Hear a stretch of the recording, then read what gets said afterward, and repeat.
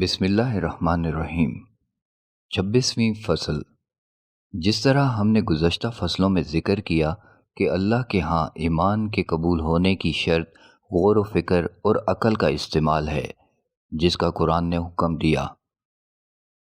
جو اپنی زندگی میں غور و فکر نہیں کرتے وہ اللہ کے ہاں گنہگار ہیں، اور 2 آیتوں میں آیا ہے جو عقل اور ایمان نہیں رکھتے وہ خبیث لوگ ہیں۔ فمن يرد الله أن يهديه يشرح صدره للإسلام ومن يرد أن يضله يجعل صدره ضيقا حرجا كأنما يصعد في السماء كذلك يجعل الله الرجس على الذين لا يؤمنون۔ سورہ الانعام آیت 125۔ سو جسے اللہ چاہتا ہے کہ ہدایت دے تو اس کے سینے کو اسلام کے قبول کرنے کے لیے کھول دیتا ہے، اور جس کے متعلق چاہتا ہے کہ گمراہ کرے اس کے سینے کو بے حد تنگ کر دیتا ہے، گو کہ وہ آسمان پر چڑھتا ہے۔ اسی طرح اللہ تعالیٰ ایمان نہ لانے والوں پر پھٹکار ڈالتا ہے۔ اور اس میں بھی ہے وَمَا كَانَ لِنَفْسٍ أَن تُؤْمِنَ إِلَّا بِإِذْنِ اللَّهِ وَيَجْعَلُ الرِّجْسَ عَلَى الَّذِينَ لَا يَعْقِلُونَ۔ سورہ یونس آیت 100۔ اور کسی کے بھی بس میں نہیں کہ اللہ کے حکم کے سوا ایمان لے آئے، اور اللہ ان کے لیے کفر کا فیصلہ کرتا ہے جو نہیں سوچتے۔ اور اس میں بھی ہے ان شر الدواب عند اللہ الصم البکم الذین لا يعقلون۔ سورہ انفال آیت 22۔ بے شک سب جانوں میں سے بدتر اللہ کے نزدیک وہی بہرے گونگے ہیں جو نہیں سمجھتے۔ اور غور و فکر کرنے کی ممانعت بہت سی جگہوں پر ہیں، اور بڑی ممانعت دین میں اور وطن میں اور جماعت اور قومیت کے لیے تعصب ہے۔ اور جو انسان ان میں سے کوئی تعصب رکھے گا اطمینان اور غور کے لیے تو وہ دوسروں کی بات نہ سنے گا، اور اگر سنے گا تو قبول نہ کرے گا۔ ہمارے رب نے سب مسلمانوں کو تبادل اور غور و فکر کی وصیت کی، اور یہ کہ غور و فکر کرنے والے آزاد معاشرے کے رہنے والے ہوں، اور سوال و جواب ہر مسلمان اور غیر مسلم سے کیا جائے۔ اس آیت میں غور کریں۔ الذين يستمعون القول فيتبعون احسنه اولئك الذين هداهم الله واولئك هم اولو الالباب۔ سورہ زمر آیت 18۔ جو توجہ سے بات کرنے کو سنتے ہیں پھر اچھی بات کی پیروی کرتے ہیں، یہی ہیں جنہیں اللہ نے ہدایت کی ہے، اور یہی عقل والے ہیں۔ جس طرح کے آیت میں آیا ہے جو دوسروں کی گفتگو سن کر نیکی کی پیروی کرتے ہیں وہ عقل مند لوگ ہیں۔ اللہ نے انسانی معاشرے کے لیے مکمل برابری کو پسند فرمایا۔ سب قوموں کی آسمانی صحف کے ذریعے اور آزادی رائے اسلامی مجتمع میں سب کے لیے، اور عقائد میں زیادتی اور نقصان اور تفتیش نہیں ہے، اور مالی آزادی مجتمع کے سب لوگوں کے لیے برابر ہے، اور سب انسان قانون کی نظر میں برابر ہیں، اور معاشرے کا ہر فرد عقیدے میں گفتگو اور ایک دوسرے سے بحث و مباحثہ کر سکتا ہے، اور اچھے انداز میں گفتگو کر سکتا ہے، اور جو حقیقت کو تلاش کرتے ہیں وہ قرآن کی طرف متوجہ ہوتے ہیں، کیونکہ وہ سب سے بہترین اور حقیقی کلام ہے۔ قرآن میں ہے اللہ نزل احسن الحدیث کتابا متشابها مثانیہ تقشعر منه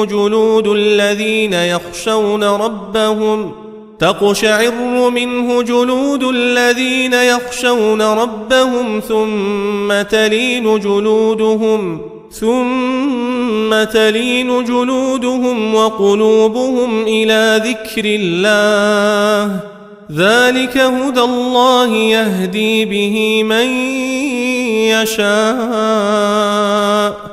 ومن يضلل الله فما له من هاد۔ سورہ زمر آیت 23۔ اللہ ہی نے سب کلام نازل کیا ہے، یعنی کتاب باہم ملتی جلتی ہے، اس کی آیات دہرائی جاتی ہیں جس سے خدا ترس لوگوں کے رونگٹے کھڑے ہو جاتے ہیں، پھر ان کی کھالیں نرم ہو جاتی ہیں اور دل یاد الہی کی طرف راغب ہوتے ہیں۔ یہی اللہ کی ہدایت ہے، اس کے ذریعے سے جسے چاہے راہ پر لے آتا ہے اور جسے چاہے اللہ گمراہ کر دے، اسے راہ پر لانے والا کوئی نہیں۔ اور غور و فکر کے معنی میں سے یہ بھی ہے اپنی ذات پر فخر اور دوسروں پر برتری ہے، اور بڑا افسوس کہ یہ مرض ہمارے معاشرے میں پھیلا ہوا ہے، ان لوگوں پر جو صرف اپنی آراہ کا اہتمام کرتے ہیں اور دوسروں کی رائے کی کوئی قیمت نہیں رکھتے، یہ گمان کرتے ہوئے کہ معاشرے میں وہ ایک قیمتی شے ہیں۔ کوئی شک نہیں کہ بعض معاشرے میں بعض حقیر لوگ ہوتے ہیں، لیکن یہ تکبر اور غور و فکر بندوں اور مرشدوں کی عبادت سے نکلنے کے لیے نہیں کرتے۔ ان کے ہاں دوسروں کے کلام کی کوئی اہمیت نہیں، صرف ان مرشدوں کی ہے، اور یہ صفت ابلیس رجیم کی تھی۔ ایک اور معنی جو اس کا الٹ ہے، یعنی اپنی ذات کو حقیر جاننا، اور یہ کہ وہ کوئی چیز نہیں بلکہ وہ دوسروں کا کتا یا غلام ہے، اور دنیاوی زندگی میں اس کا مقصد تقلید ہے۔ زندگی اور دین کے سب کاموں میں یہ وہی ہے جو دنیا اور آخرت میں ذلیل ہوں گے، اور وہ غور و فکر اور امید کو محدود کرنا ہے، اور یہ کہ دنیا میں بہت سارے لوگ موجود ہیں، کسی کی امیدیں چھوٹی اور کسی کی بڑی ہیں، کوئی گاڑی خریدتا اور کوئی ڈگری لیتا اور کوئی تنخواہیں بڑھواتا ہے، اور یہ لوگ ان چیزوں پر راضی ہو جاتے ہیں جو ان کو مزید گمراہی میں ڈالتے ہیں، اور ان ہدایت اور خرافات پر وہ مکنا رہتے ہیں جن پر وہ ہوتے ہیں جن کی ہم نے یہ صفات بیان کی ہیں۔ یقیناً وہ لوگ ایسا کوئی نوٹس نہیں پڑھتے، کاش وہ کوئی اور اس قسم کا دراستہ کرتے تو ان پر حقیقت ظاہر ہوتی، تو وہ اپنے مجتمع کی خرافات پر راضی نہ ہوتے۔ یہ جانیے کہ ان مشکلات کا حل صرف اللہ کے پاس ہے۔ اس مثال پر غور کریں کہ ایک باپ اپنے بیٹے کے ساتھ دریا کے کنارے جاتا ہے اور وہ بچہ اس ریت کے ساتھ کھیلتے ہوئے ریت کا مکان بنائے تو اس دریا کی موج اس گھر کو گرا دے، تو پھر وہ نئے سرے سے مکان بنانا شروع کرے تو دوسری موج آ کر اس کو گرا دے۔ اس طرح وہ گھر بناتا رہے اور وہ موجیں اس کو گراتی رہیں، تو اس کا باپ اس کی طرف دیکھ کر ہنسے گا۔ آئیے ہم اپنی نظر کو چونٹیوں کے ان گھروں کی طرف کریں جس طرح کہ وہ لڑکا مکان بناتا تھا، اور ادھر سے لوہے اور سیمنٹ المونیم کے مکان ہیں جو کہ 50 سے 100 سال تک نہ گرائے جائیں۔ یہ ایسی سرگرمیاں ہیں جو ختم ہونے والی نہیں۔ قرآن میں ہے وَمَا الْحَيَاةُ الدُّنْيَا إِلَّا لَعِبٌ وَلَهْوٌ وَلَلدَّارُ الْآخِرَةُ خَيْرٌ لِّلَّذِينَ يَتَّقُونَ أَفَلَا تَعْقِلُونَ۔ سورہ انعام آیت 32۔ اور دنیا کی زندگی تو ایک کھیل اور تماشا ہے، اور البتہ آخرت کا گھر ان لوگوں کے لیے بہتر ہے جو پرہیزگار ہوئے۔ کیا تم نہیں سمجھتے؟ انسان کی زندگی کا اور کوئی تجربہ نہیں ہوتا، صرف ایک ہی دفعہ ہے۔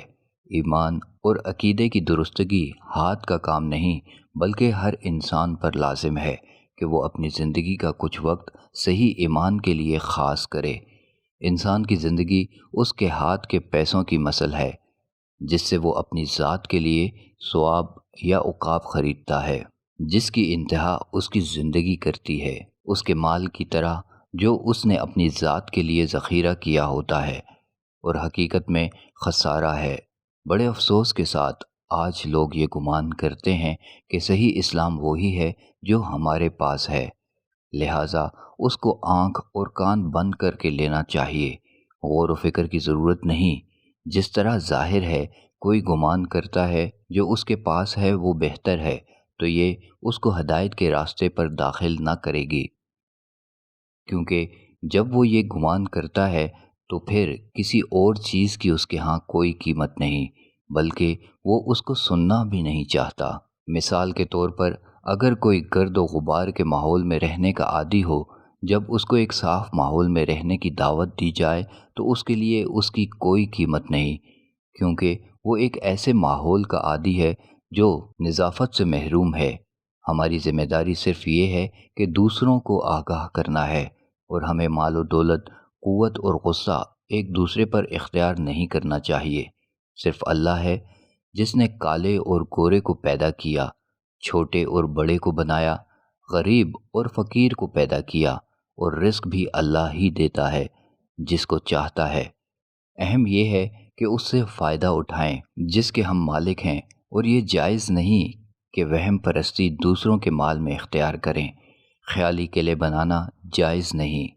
قرآن میں ہے، ولا تمدن عينيك إلى ما متعنا به أزواجا منهم زهرة الحياة الدنيا لنفتنهم فيه ورزق ربك خير وأبقى۔ سورہ طٰہٰ آیت 131۔ اور تو اپنی نظر ان چیزوں کی طرف نہ دوڑا جو ہم نے مختلف قسم کے لوگوں کو دنیاوی زندگی کی رونق کے سامان دے رکھے ہیں، تاکہ ہم انہیں اس میں آزمائیں، اور تیرے رب کا رزق بہتر اور دیر پا ہے۔ منتخب آیت۔ لقد أنزلنا إليكم كتابا فيه ذكركم أفلا تعقلون۔ سورہ انبیاء آیت 10۔ البتہ تحقیق ہم نے تمہارے پاس ایک ایسی کتاب بھیجی ہے جس میں تمہاری نصیحت ہے، کیا پس تم نہیں سمجھتے؟